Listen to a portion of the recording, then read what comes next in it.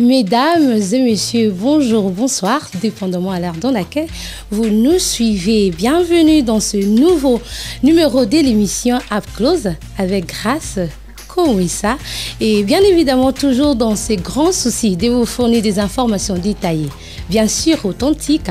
Aujourd'hui, nous emmenons une très bonne nouvelle et comme toujours, je ne serai pas seule. Je serai accompagnée d'un invité de qualité. Avec lui, lorsqu'on parle, nous découvrons toujours de belles choses. Il n'est pas une personne à présenter, c'est une personne que nous avons déjà reçue dans ces plateaux, qui nous a parlé de praxis. Mais aujourd'hui, nous allons parler de praxis, non seulement praxis avec ses différentes sessions, mais avec ses perspectives d'avenir. Et déjà, nous disons avec vous, bonjour Pasteur Baron Bala. Bonjour ma soeur Grace Komwissa, un plaisir de me retrouver ici. Et comment vous allez déjà? Oh, tout doucement bien, Dieu fait grâce, un plaisir. Toujours un plaisir de vous avoir dans notre émission Up Close. Et déjà, en quelques lignes, Pasteur, est-ce que vous pouvez nous redéfinir c'est quoi praxis pour toutes ces personnes qui n'avaient pas cette opportunité de suivre la vidéo précédente? Écoutez, praxis, c'est un mot qui vient du grec. Praxis, qui veut dire donc la pratique. Mais en fait, ici, nous l'utilisons dans le contexte de notre école biblique. Donc, école biblique et théologique Praxis. C'est une institution de formation théologique et biblique que nous avons mise sur pied à Kinshasa et aussi à Brazzaville, c'est-à-dire en face de Kinshasa. Et nous sommes également sur le net, sur la toile. Donc, nous sommes sur www.écolepraxis.org. Donc, c'est une institution que nous avons mise sur pied en vue de répondre à un besoin. Le besoin, c'est que de plus en plus, aujourd'hui, à l'Église, dans l'Église de façon générale, nous avons besoin d'une reformation. Le besoin n'est plus à démontrer lorsqu'on considère, ne serait-ce que les prédications qui se donnent à l'Église, la manière dont les églises et les pasteurs et autres se comportent.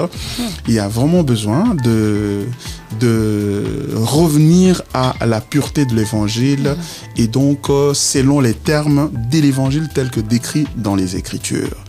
Alors, nous ne voulons pas passer le temps à fustiger l'Église, à critiquer l'Église. Lorsque l'Église reçoit des critiques de la part des tiers, et c'est à raison parfois, à cause de certains scandales, certaines choses qui se font, mais de l'intérieur de l'Église, Dieu suscite toujours ceux qui comprennent le besoin d'appeler celle-ci, c'est-à-dire l'Église, à retourner à la pureté de l'Évangile. Et c'est ce que nous avons vu dans l'histoire de l'Église, par exemple avec Martin Luther, l'Allemand, le moine catholique, qui au XVIe siècle avait demandé à l'Église catholique de retourner au contour biblique de l'Évangile parce qu'elle s'en était distancée. Il en est de même aujourd'hui. Nous sentons le besoin d'appeler l'Église à revenir à la pureté de l'Évangile. Et c'est lorsque l'Évangile est compris et pratiqué dans sa pureté, alors nous allons voir des résultats qui vont être différents de ceux auxquels nous sommes confrontés aujourd'hui. Donc, nous avons donc mis sur pied cette école pour pouvoir enseigner non seulement les pasteurs, mais même les fidèles ou quiconque se dit chrétien ou est intéressé à la chrétienté. Donc, pour venir comprendre, en fait, c'est quoi l'Évangile et comment vivre la vie chrétienne et comment servir Dieu de façon efficace. Parce que plusieurs entrent dans le ministère aujourd'hui sans avoir été formés. Et les dégâts se comptent au quotidien.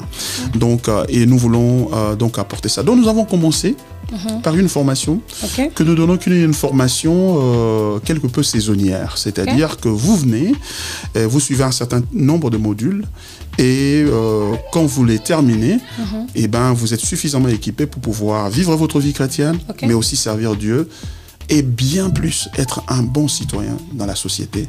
C'est ce que la société nous demande. La finalité de la chrétienté, c'est aussi glorifier Dieu au travers de son comportement dans la société. Jésus a dit, vous êtes la lumière du monde. Exactement. Vous êtes la lumière du monde. L'Église ne brille plus. L'Église s'est distancée de sa mission. Alors nous voulons, par cette formation, aider l'Église à comprendre et donc à revenir, parce que c'est à ce prix-là que même notre société, le Congo particulièrement, notre nation, pourra changer. Vous avez suivi le discours du chef de l'État. Oui, bien sûr, bien sûr. Tout le monde, je crois. Avec Christian Loussa-Koueno. Je crois tout compatriote qui a déploré l'état de la corruption. De la corruption. Voilà. Une corruption telle qu'on n'en a jamais vu ailleurs. Voilà. Alors que la plupart de ces gens vont dans les églises. Comment expliquer? Alors vous allez voir que l'Église est dans une sorte de distraction avec la sorcellerie. Exactement. Alors que la corruption, alors que la corruption fait plus de dégâts que la sorcellerie. Et cependant, on n'en parle pas dans l'Église. On ne parle pas beaucoup. Est-ce que vous avez vu dernièrement un thème sur comment arrêter la corruption, des banderoles, des croisades, des conférences? Non, malheureusement. On nous parle souvent de comment venez, vous allez recevoir votre portion de bénédiction. Voilà. Et venez, vous allez... vous allez envoyer le feu aux sorciers de la famille, tout ça. Et voilà. Et nous allons vous dire que Praxis a pris c'est grand plaisir de s'installer pendant la pandémie. L'autre fois, je vous ai posé la question de savoir est-ce que vous êtes convaincu que durant cette pandémie, Praxis pourrait bien s'asseoir. Vous avez promis même que la pandémie était une passe sonore pour Praxis. Et la question vous revient encore aujourd'hui. C'est quoi le rendement? Est-ce que nous pouvons savoir? Non, comment est-ce que les choses ont marché? Non, je vous assure que l'évangile... le travail que nous sommes en train de faire à Praxis est en train de connaître du progrès. Le progrès ne doit pas se mesurer strictement sur le plan quantitatif, c'est-à-dire des nombres, des impacts, ceci. Vous savez, lorsque une seule personne reçoit l'évangile de Jésus-Christ, je pourrais dire même un pasteur, un serviteur de Dieu, une servante de Dieu, qui vient à notre école et apprend, parce que nous avons une approche qui est christocentrique. Exactement. Et pour nous, le slogan Sola Scriptura est très important, c'est-à-dire seules les Écritures. Alors nous amenons les gens à connaître les Écritures et à découvrir comment vivre la vie des Écritures au quotidien. Au quotidien, voilà. Et surtout dans sa famille et même dans l'environnement du lieu du travail, à l'école et partout où vous allez. Alors, les témoignages fusent. Ceux qui sont venus ont été touchés et ont été transformés, je dois le dire, parce que leurs témoignages le prouvent. Ils disent comment l'articulation de l'évangile à laquelle nous les avons exposés leur a permis de pouvoir mieux comprendre l'évangile et surtout se repentir des erreurs qu'ils avaient commises dans le passé et voir des possibilités de servir mieux. À cet égard, donc, je peux dire qu'en dépit de la pandémie, Praxis continue à faire son travail et même nous avons eu dernièrement une centaine d'étudiants qui se sont inscrits dans notre programme sur Internet et qui sont en train de le suivre. Gloire à Dieu. Et ça, ce sont des progrès donc, que nous sommes en train de faire. Et notre plus grand progrès, c'est la transformation des vies. Exactement. Notre plus grand progrès, dit le pasteur Baron, c'est la transformation des vies. Alors, bien évidemment, nous allons vous proposer quelques éléments pour suivre ensemble avec nous les témoignages des différents membres de Praxis. Et nous nous retrouvons juste après. Je suis Patrick Mpezo-Zanetti. Je suis le responsable du centre évangélique Parousia. Je me suis retrouvé à Praxis après avoir fréquenté plusieurs institutions de formation théologique. Quand j'ai découvert Praxis par un des frères que je connais dans le séculier, qui lui aussi est passé par Praxis, je me suis intéressé par le souci d'apprendre. Et surtout que ça a coïncidé, quand j'ai connu Praxis, c'était le moment où le Seigneur nous avait demandé de commencer l'œuvre. Et je sentais à moi un besoin de rentrer encore à l'école. On dirait que je savais qu'il y a quelque chose qui n'allait pas. Et je suis allé donc m'inscrire à Praxis. Et à Praxis, je dois l'avouer, j'ai été moi-même bouleversé. Bouleversé dans le bon sens. C'est-à-dire qu'il y a eu une sorte de révolution qui s'est passée en moi. Déjà que j'ai appris à servir Dieu dans une église qui prêche ce que nous appelons l'évangile de la délivrance. C'est-à-dire que quand vous recevez Christ, vous devez automatiquement ou obligatoirement passer par une séance de délivrance. On vous dit que ça ne suffit pas d'avoir Christ, ça ne suffit pas d'être né de nouveau. Il faut briser les liens de vos parents, des ancêtres, tout ça.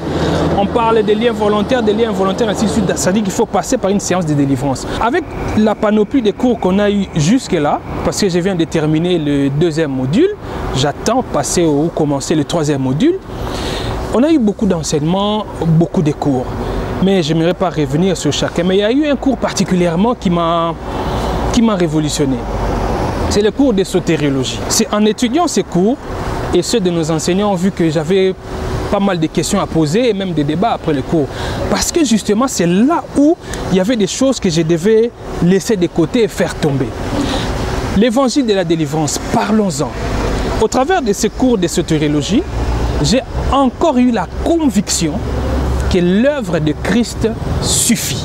Parce qu'avec l'évangile de la délivrance, qu'est-ce qu'on vous dit? Vous êtes sauvés, mais vous êtes encore liés avec vos parents, avec vos ancêtres, ainsi de suite. Il y a encore des esprits de réclamation qui peuvent venir. Alors vous devez passer par la prière de délivrance.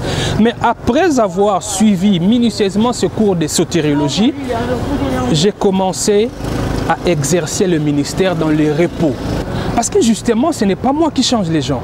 Ce n'est pas moi qui sauve les gens. Ce n'est pas à force de mes paroles que les gens sont sauvés. C'est le Christ lui-même qui les fait. C'est-à-dire que j'ai compris que je n'ai rien à faire dans le salut des gens. Tout commence par Christ et tout se termine par Christ. Je prêche l'évangile, je proclame l'évangile. Ceux qui sont destinés au salut reçoivent Christ parce que c'est lui qui les ramène de la mort à la vie. Et au-delà de ça, il y a cette frustration que j'avais dans l'exercice du ministère. Cette frustration est tombée. Mon passage à Praxis m'a fait comprendre que ce que j'ai à faire, c'est de proclamer l'évangile. Le reste, c'est Christ qui le fait. Si vous m'invitez pour prêcher la parole, laissez-moi proclamer l'évangile et vous verrez ce que le Christ va faire par sa souveraineté.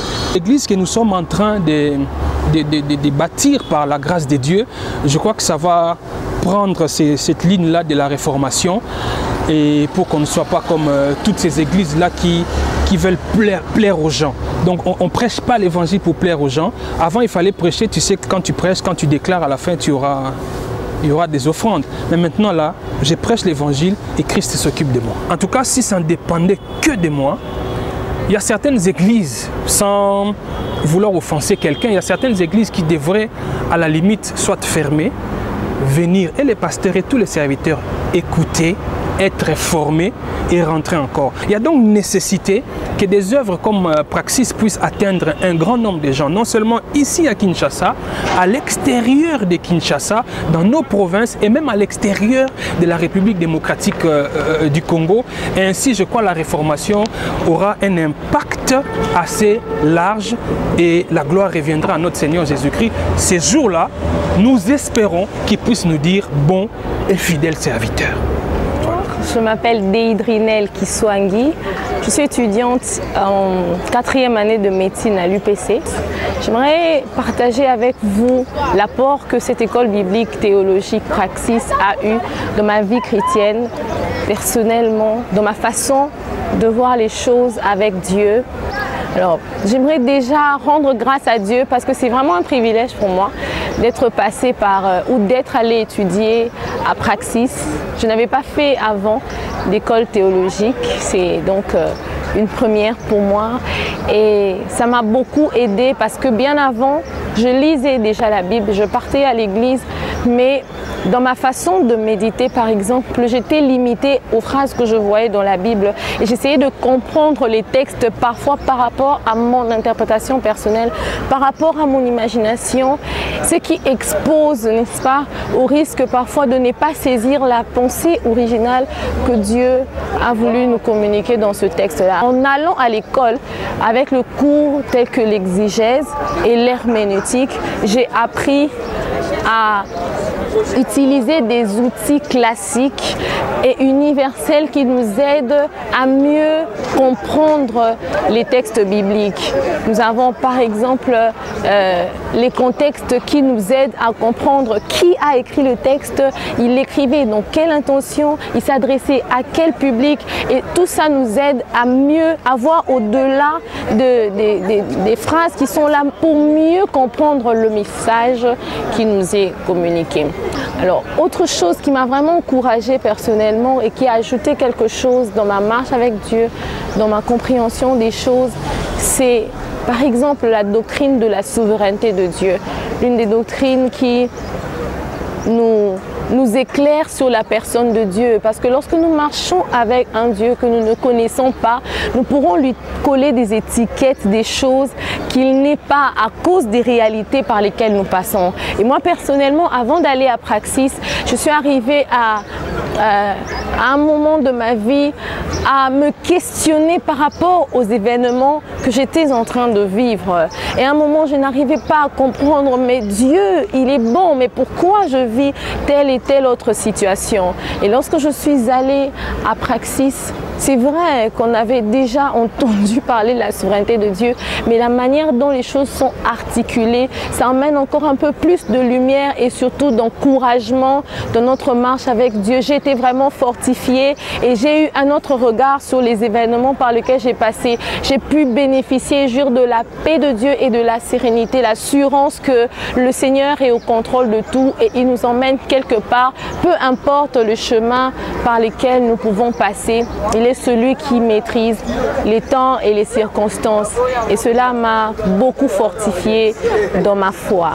Je suis en train de prier le Seigneur que plusieurs frères et sœurs dans le Seigneur ne puissent pas se limiter seulement à l'informel, mais que nous puissions être encouragés à venir faire des études bibliques et théologiques, ce qui nous aidera à mieux connaître notre Dieu, à mieux le servir et à mieux marcher avec lui. Et je prie que le Seigneur bénisse Praxis. Je prie que le Seigneur puisse ouvrir des portes à Praxis et que cette école puisse être une bénédiction pour le corps du Christ. Pasteur Baron, on dit toujours 2 poids 2 mesures. Nous pouvons bien parler des témoignages, mais nous aurons aussi nous le dire que vous avez eu peut-être des moments très difficiles avec Praxis. Quels sont les moments difficiles? Comment est-ce que vous êtes en sortie de ces moments? S'il y en a, et je pense qu'il y en aura aussi. Tout à fait, ma sœur Grace. Donc, les difficultés dans le parcours de l'accomplissement de la vision sont inhérentes à la nature même de la vision. C'est-à-dire, nous avons une vision de reformation. Et quand vous venez pour reformer, vous n'allez pas être embrassé par tout le monde. C'est pas tout le monde qui va vous accepter comme une bonne nouvelle. Parce que certains vont percevoir dans votre existence ou dans l'exercice de votre ministère et dans le cas d'espèce d'un enseignement qui ramène les gens à la pureté de l'évangile et qui ramène les gens au texte biblique. Exactement. Ils vont voir en cela une menace à leur trône. Certains pasteurs, bien entendu. Les autres nous ont fermé les portes. Hier, ils nous invitaient à prêcher, ils ne nous invitent plus. Il y en a qui ont carrément dit que non, ils ne sont pas d'accord avec notre articulation de l'évangile, tout simplement parce que ça ne va pas dans le sens, ça ne le caresse pas dans le sens du poil. Vous voyez? Et donc, ils sont très inconfortables par cela. Vous voyez? Et entre autres difficultés que nous avons connues, c'est que parfois, parce que notre formation n'est pas simplement dédiée aux pasteurs ou aux leaders des églises. À tout le monde. À tout le monde. Alors, certains fidèles qui viennent à notre formation, ce qu'ils apprennent, lorsqu'ils rentrent dans leurs églises, ils sont persécutés. Il y en a qui sont chassés. Et parce alors, que... Francis est côté si vous lui s'il faut le dire ainsi. Mais justement, à l'instar de Jésus, vous voyez, Jésus, quand il est venu, tout le monde était censé le recevoir et dire « Oh, le Messie est arrivé ». Mais vous savez qui l'ont combattu? Ce sont des leaders du peuple de Dieu. Le Sanhédrin lui-même, les pharisiens, les sadducéens, les scribes, ils se sont dressés contre lui jusqu'à aller finalement le traduire en justice et demander sa mort. Pourquoi?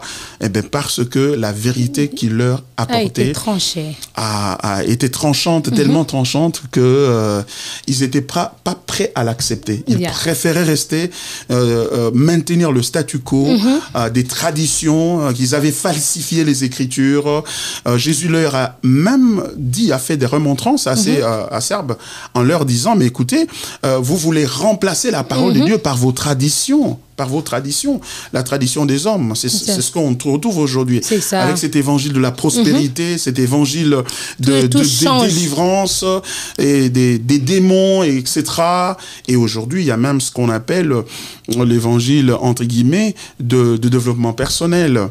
Des développements personnels, et que tout cela, ça a créé un confort pour certaines personnes. Pour certaines personnes. Alors, lorsqu'on leur demande d'abandonner cela, parce que ce n'est pas l'évangile, de cette zone de confort, ça devient compliqué. De sortir de cette zone de confort, ça devient très inconfortable pour eux. Très compliqué. Et très compliqué. Donc, du coup, nous avons vu à un moment donné le nombre de nos étudiants qui s'inscrivent, nous avons vu le nombre diminuer. Et pour ces raisons-là, mais en même temps, nous avons été motivés, encouragés par la passion que démontre ceux-là qui viennent. Ce nombre restreint. Voilà, ce nombre-là qui vient, la passion qu'il démontre à l'écoute de l'évangile, à l'écoute de la parole, des enseignements et des doctrines que nous enseignons. Par exemple, le cours tel que la Christologie et l'homilétique, où nous démontrons comment la Christologie, c'est-à-dire notre façon de percevoir la personne de Jésus et son œuvre, informe notre homilétique, notre prédication. Ça a beaucoup bouleversé les jeunes gens et certaines personnes et certains serviteurs et certaines servantes qui sont venus suivre le cours. Alors, et ça, c'est ce qui nous encourage à continuer. Et à braver tous ces dangers, à braver tous ces obstacles-là, parce que nous nous disons, il faut que ça commence quelque part. Voilà, exactement. Parce qu'on risque de se retrouver 10 ans plus tard dans un pays où il y avait sur chaque avenue des églises, une dizaine d'églises, une vingtaine d'églises, pourquoi pas, et qui n'en est plus jamais. Rien. Voilà. Et c'est ça le danger que nous courons. Nous avons vu ça dans le cas de la Bible. L'église d'Éphèse.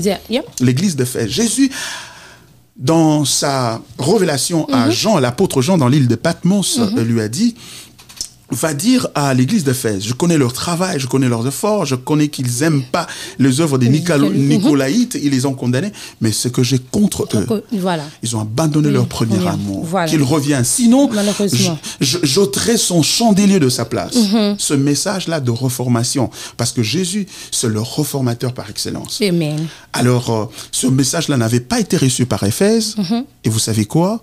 Aujourd'hui, Éphèse fait partie de la Turquie, l'un des pays musulmans islamisés au monde. Et l'Église n'en retient que des débris qui sont là. Donc, c'est ce que nous voulons aussi dire. La situation à laquelle l'Église se trouve aujourd'hui a besoin de changer. Nous devons rentrer à la pureté de la parole de Dieu. Amen. Voilà le travail que Praxis est en train de faire. Voilà. Malgré le haut et les bas, Praxis ne baisse pas le bras. Parce que c'est ça même la vision, la mission, c'est... Là, pour bien le découvrir, je vous demanderai encore d'aller savourer l'émission précédente. C'était tellement très bien, avec beaucoup d'informations. Là, c'était vraiment bien détaillé. Et pasteur, nous sommes ici pour parler de projet de Praxis, la perspective. Qu'est-ce que Praxis est en train de projeter? La session prochaine, déjà, parce que, comme je l'avais dit dans l'émission précédente, nous fonctionnons en termes de sessions. Et par session, nous offrons différents modules. Dans un module, il y a 4 cours. Généralement, il y a 4 cours. Et nous avons au total 6 modules. Et en une session, nous donnons généralement 2 à 3 modules. Pour la session qui arrive le mois de juillet ici, déjà, le 19 juillet, nous commençons une nouvelle session en présentiel, c'est-à-dire ceux qui sont à Kinshasa. Et à Brazzaville, nous allons avoir une autre session, mais vers le dernier trimestre de cette année. En ce qui concerne la session à Kinshasa, qui arrive, nous avons le module 1, qui est le tout premier module qui est constitué des 4 cours, la Christologie et l'homilétique, en un seul cours, l'exégèse biblique, l'herméneutique biblique et l'ecclésiologie. Ces 4 cours vont être donnés durant le mois de juillet, donc du 19 juillet au 19 août. Et il n'y a pas que le module 1, il y aura aussi le module 4. Module 4. Et ce module 4 a aussi 4 cours en lui. Nous allons parler du survol du Nouveau Testament 2 et survol de l'Ancien Testament 2. Et nous aurons l'anthropologie et l'armathéologie. L'armathéologie, c'est la doctrine du péché. Parce que nous voulons que nos étudiants comprennent bien ce que c'est le péché, parce que faute de comprendre ce que c'est le péché, il est difficile de comprendre l'évangile. C'est que même la parole de Dieu nous dit, mon peuple périt par manque de connaissances. Par manque de connaissances. Alors, c'est ainsi que les gens ont réduit l'évangile seulement à la prière de recevoir Jésus-Christ comme Seigneur et Sauveur, ce qui est totalement erroné. La prière de recevoir Jésus-Christ comme Seigneur et Sauveur ne sauve pas, c'est Christ qui sauve. Exactement. Alors, quand vous ne pouvez pas être sauvé par Christ sans l'évangile. L'apôtre Paul a dit dans Romains chapitre 1er verset 16, car je n'ai point honte de l'évangile, c'est la puissance de Dieu pour le salut de quiconque croit.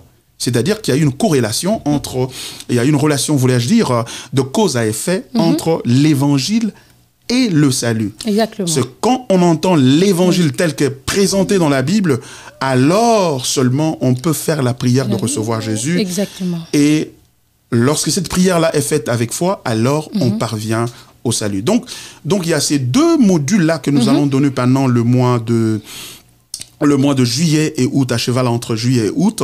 Et puis, vers la fin du mois d'août, nous allons commencer une autre session qui va prendre deux modules, module 2 et module 3. Alors, c'est pour dire que, pour l'instant, nous invitons les gens qui n'ont jamais connu Praxis à s'inscrire au module 1 qui commence en présentiel à Kinshasa. Ça, c'est pour ceux qui sont en présentiel. Mais pour ceux qui sont en ligne, ceux qui ne peuvent pas venir à Kinshasa, qui ne peuvent pas être là pour suivre le cours, ils peuvent le suivre en ligne et ce, partout à travers le monde. Partout à travers le monde. Et quelles sont les modalités? Comment procéder? Voilà, justement, donc pour en ligne, le cours se donne de façon continue. C'est-à-dire, vous venez quand vous êtes prêt. Vous venez quand vous êtes prêt et vous vous inscrivez par cours. D'accord. Mais sachant qu'un module a 4 cours, mais vous inscrivez au premier cours d'abord, tel que là, nous avons le cours de Christologie et homilétique qui est disposé.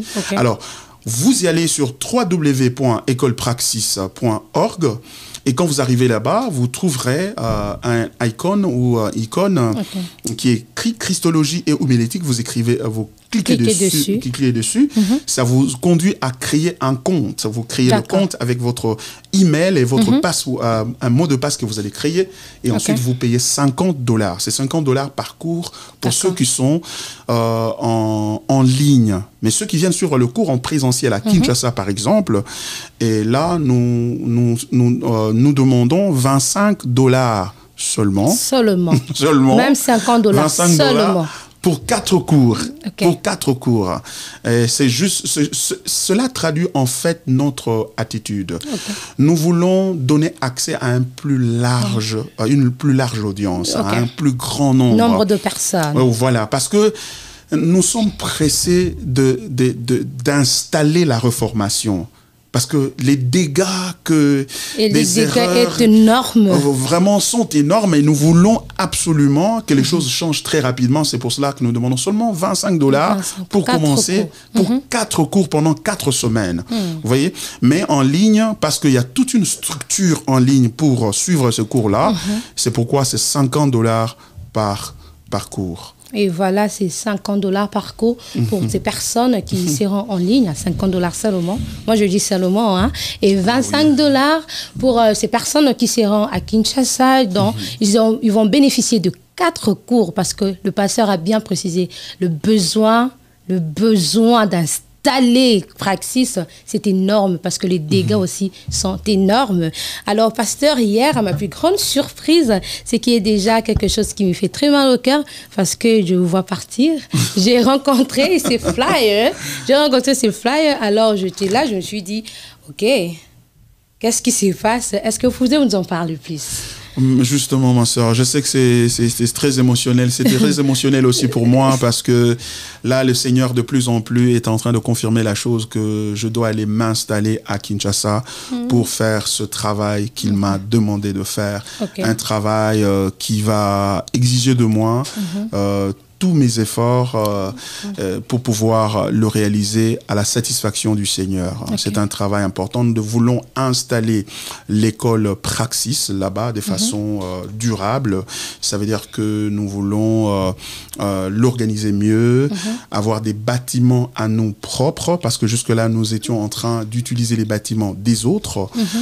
Mais là, nous voulons acquérir des bâtiments à nous et une infrastructure appropriée pour pouvoir stabiliser l'école et qu'on ait une adresse et que les gens savent que si vous venez à Praxis, vous allez à tel endroit de façon précise et vous venez donc apprendre. Et nous avons aussi la facilité d'avoir les 2 vacations parce que notre formation, nous la donnons généralement en 2 vacations, matin et soir. Alors, ce flyer que vous avez vu, donc, c'est au sujet d'un effort de fundraising, c'est-à-dire de collecte de fonds que nous sommes en train d'entreprendre déjà le 10 juillet, c'est-à-dire ce samedi, à partir de 17h à Seattle. Et ça sera à l'enceinte de notre église. Et l'adresse va être présenté sur ça va au bas de l'écran. Au bas de l'écran pour quiconque voudrait considérer ça comme une opportunité missionnaire. Parce que pour moi, je me considère comme un missionnaire. Et je voudrais pas aller seul. Je voudrais aller là-bas avec mes frères et sœurs ici de Seattle qui m'ont connu. Ça fait 15 ans que l'église que je dirige ici, Bridge of Grace Church, existe. Et plusieurs m'ont vu prêcher, plusieurs m'ont entendu enseigner, plusieurs m'ont rencontré, on a partagé la parole, on a servi avec plusieurs aussi également dans la ville. Alors, je voudrais offrir cette opportunité à tous de m'accompagner dans le travail que je suis en train de vouloir faire là-bas pour la gloire du Seigneur. Et le travail que nous allons faire, c'est, comme je l'ai dit, installer bien l'école Praxis, mais aussi nous allons installer une église sur place qui va nous permettre de pouvoir promouvoir bien cette école-là et ainsi certaines personnes qui ne savent pas se retrouver ailleurs puissent se retrouver dans cette église et ça sera donc un mouvement d'implantation aussi d'église que nous allons faire là-bas. Mais à côté de ça, parce que notre évangile auquel nous croyons n'est pas un évangile strictement crois au Seigneur Jésus, tu vas être sauvé, tu vas aller au ciel. Non, c'est un évangile qui doit commencer ici sur terre et donc à changer notre condition ici sur terre. Et pour nous, ça veut dire contribuer tant soit peu aux efforts de développement de notre nation. C'est pourquoi nous allons construire également cette école, une clinique médicale. Nous allons avoir une clinique que nous allons organiser sur place et l'école Praxis va devenir une université dans le futur. C'est ça la vision. Va devenir une université et nous allons enseigner beaucoup de gens. Et vous savez, beaucoup de gens s'accorderaient avec moi, ou avec nous, que le plus grand mal qu'on ait infligé à notre nation, ce n'est pas la détérioration du tissu économique de la nation, du PIB, du PNB, etc., mais c'est la dégradation du système éducationnel. Le mœurs. Et qui a un impact direct sur le mœurs, sur les valeurs que nous avons et qui a conduit à la corruption qui est endémique que nous connaissons aujourd'hui. Ça a directement attaqué les traditions ainsi que les cultures. Et puis, tout à fait. Donc, c'est pour cela que nous voulons investir dans le domaine de l'éducation. Donc, déjà là, nous aurons l'école Praxis. Ça sera une faculté de la théologie. Il y aura à côté la faculté de l'économie, il y aura la faculté des sciences informatiques qui sont des sciences du futur. Moi, je viens de Seattle. Seattle, c'est un hub. C'est un hub de la technologie de pointe. Et je voudrais, par cette descente-là missionnaire, donc être à mesure de connecter Seattle avec Kinshasa, de ce point de vue-là, pour qu'on ait des informaticiens qu'on va former sur place et qui vont apporter aussi un changement important dans le développement économique, politique, social, etc. Parce qu'aujourd'hui, l'outil informatique est tout à fait incontournable pour pouvoir envisager un quelconque développement durable. Donc, et ce sont ces projets-là pour lesquels nous organisons un fundraising. Un fundraising, et c'est volontaire. Nous aurons ce samedi donc une rencontre à partir de 17h à laquelle nous convions vous tous, chers amis, chers auditeurs, vous qui nous suivez. Nous vous invitons à cet événement-là pour venir soutenir financièrement, certes, mais aussi spirituellement. Même si vous n'avez pas de quoi nous donner pour l'instant, venez nous tout au moins pour prier pour nous parce que nous avons besoin de votre prière.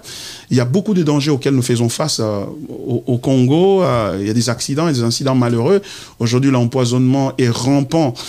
C'est un phénomène rampant même dans l'Église, malheureusement. Alors nous avons besoin de la grâce de Dieu pour nous protéger pendant tout le temps que nous serons là. Évidemment. Et bien évidemment, je vais laisser ma famille ici, donc je vais de temps en temps revenir ici pour le voir. Mais ma résidence sera là-bas pour servir donc le pays de cette manière-là. C'est en mettant tous la main à la pâte que nous allons y arriver. Et nous ne devons pas en rester aux vœux pieux. C'est-à-dire des beaux projets qui ne connaissent pas un début d'exécution parce qu'on ne veut pas prendre le risque de descendre sur terrain et pouvoir faire quelque chose. Nous voulons un Congo meilleur et l'Église a un rôle extrêmement important à jouer là-dedans et c'est pour cela que nous voulons pour reformer les choses. Voilà. Voilà, ça c'est un très grand projet. Tout à fait, tout à fait. Une école... Un grand pays aux dimensions continentales telles que le Congo exige des ambitieux et des gens qui ont des projets une école, aussi voilà. Une école, un centre médical et puis une église à Kinshasa, pasteur. La folie? Ou bien c'est juste aller faire de toutes les nations mes disciples qui vous donnent cette motivation, pasteur? Parce que nous devons parler de la conjoncture du pays. Nous ne devons pas oublier ces côtés. Et présentement, nous allons dire que le Congo, nous parlons aussi de la pandémie qui continue, les corona, il y a toujours de rester à la maison, quarantaine et tout ça.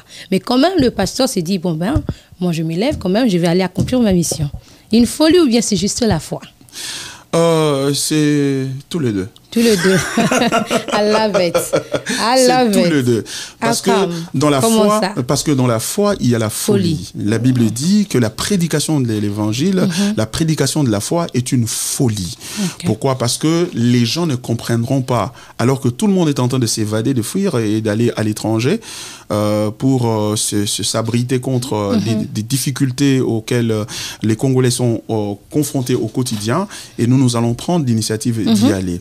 C'est parce que nous avons la vision et la conviction intérieure que, c'est Dieu qui nous appelle. Et lorsque Dieu appelle, il donne les moyens, les capacités, etc. Et 2, l'identité.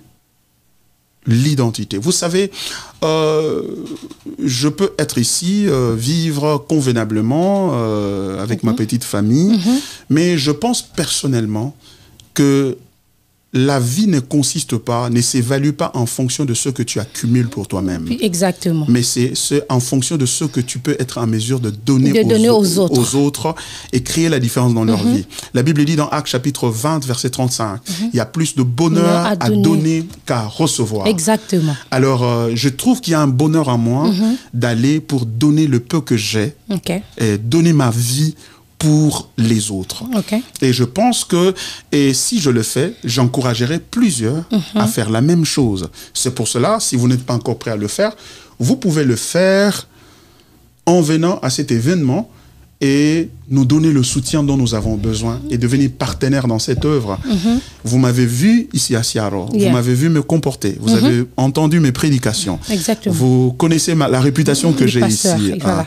Alors, et je pense que vous pouvez vous permettre de me faire confiance et de m'apporter le secours pour que nous allions aider les autres qui sont dans des situations difficiles. Sinon, nous allons tous vieillir ici et mourir ici. Et garder ce dont le Seigneur vous a donné. Et garder tout ce que Dieu nous a donné et ne pas être en mesure de partager. Donc voilà, donc je ne demande pas à tout le monde d'aller là-bas, d'aller à Kinshasa, de rentrer au Congo. Mais on peut vous accompagner quand même. Vous pouvez m'accompagner. Exactement. Vous pouvez m'accompagner au travers de vos prières, vos encouragements, mais aussi et surtout au travers de l'argent. Nous avons besoin de l'argent pour faire ce travail. Exactement. Pour que l'œuvre aille de l'avant. Et voilà, il y a plus de bonheur à donner qu'à recevoir, dit la parole de l'Éternel. C'est pas nous qui le disons, non plus le pasteur Baron qui est en train de dire. Et pour ce fait, il y a une collecte de fonds qui se fera ce samedi 10 juillet à 17h déjà, à l'église Bridge of Grace, et tout le monde est le bienvenu. Comme le pasteur l'a dit, si vous ne pouvez pas donner quelque chose maintenant, vous pouvez au moins venir prier pour eux. Et si vous ne pouvez pas aussi venir prier pour eux maintenant, vous pouvez donner à la longue. Tout sera toujours le bienvenu. Et voilà, ça, qu'est-ce que cela fera? Ça changera des vies, parce que c'est un projet, c'est une vision qui est en train de voir au jour au lendemain, chaque jour lorsque nous nous réveillons, pasteur. Voilà. Je veux ajouter que il y aura à manger, à boire, il y aura aussi de la musique pour louer et glorifier le Seigneur. Exactement. Ce sera un événement très important. Et je pense que vous viendrez. Ça sera un événement très important, et j'aimerais bien rassurer et même commenter, parce que j'ai envie de le dire, que Praxis et tous ces instituts qui vont établir à Kinshasa, ça ne sera pas des instituts de plus, mais des instituts avec un plus. Avec un plus. Voilà. Ça, c'est très bien dit, ce que j'allais dire. Voilà. Avec un plus. Ça ne sera pas de plus, hein, pour dire que déjà, tu as l'école, tu as déjà l'université. Nous avons des hôpitaux, les gens sont en train de partir quand même, les gens meurent. Et nous aurons déjà des églises. Qu'est-ce qui viendra encore ajouter? Ça ne sera pas une église de plus, ça ne sera pas un hôpital de plus, non plus une université de plus, mais avec un plus. Ça, sa façon de faire les choses. Voilà. Donc, c'est ce que j'allais bien ajouter. Alors, pasteur, nous touchons déjà à notre fin. Un mot de la fin à toutes ces personnes qui nous suivent. Bien évidemment, nous avons beau parler, mais des fois, on dit, vaut mieux la fin d'une chose que son commencement. Il y a d'autres personnes, ils ouvrent comme ça, ils ne regardent pas l'émission, ils vont jusqu'à la fin. Il faut les rattraper alors, pasteur. Voilà. Justement, à vous, chers amis, chers téléspectateurs qui nous suivez à cette merveilleuse émission que j'aime beaucoup, Close Up, je voudrais vous dire ceci, et surtout vous qui êtes chrétiens. Le temps que nous traversons sont très défiants et très éprouvants. Il est vrai. Mais rappelons-nous les paroles du Seigneur Jésus-Christ. Il a dit dans Matthieu chapitre 28, à partir du verset 19, « Allez, faites de toutes les nations des disciples, les baptisant au nom du Père, du Fils et du Saint-Esprit, et enseignez-leur à observer tout ce que je vous ai prescrit. Et voici, je suis avec vous tous les jours jusqu'à la fin du temps. » Vous voyez, le Seigneur nous a promis sa présence dans la mission. Il nous a donné une mission qui consiste à aller, à faire des autres, de ceux-là qui ne le connaissent pas, les conduire à lui au travers de la prédication de l'évangile. Et quand ils viennent à lui, ils ont besoin de grandir. Il est malheureux qu'aujourd'hui l'Église est plus perçue comme un endroit où on vient recevoir des réponses et des exaucements personnels. Il est vrai, nous avons tous de besoins et le Seigneur nous encourage à lui demander. C'est biblique de demander à Dieu. Mais le but ultime de la vie chrétienne, c'est de devenir disciple de Christ. Et un disciple, c'est celui-là qui reçoit du Seigneur la mission d'aller pour faire des nations des disciples. C'est cela que nous voulons, c'est à cet appel que nous voulons répondre. Et je vous dis personnellement que tout ce qui vous dérange dans votre vie et qui vous perturbe, qui fait l'objet de longues prières dans votre vie, vous verrez qu'en vous impliquant dans la mission que le Seigneur a donnée, et vous allez voir des changements qui vont venir dans votre vie. C'est pour cela que je vous invite à vous joindre aux efforts que nous avons déjà commencé à entreprendre. Ce à quoi nous vous invitons aujourd'hui, même à cet événement de ce samedi, ce n'est pas un travail qui est sur papier.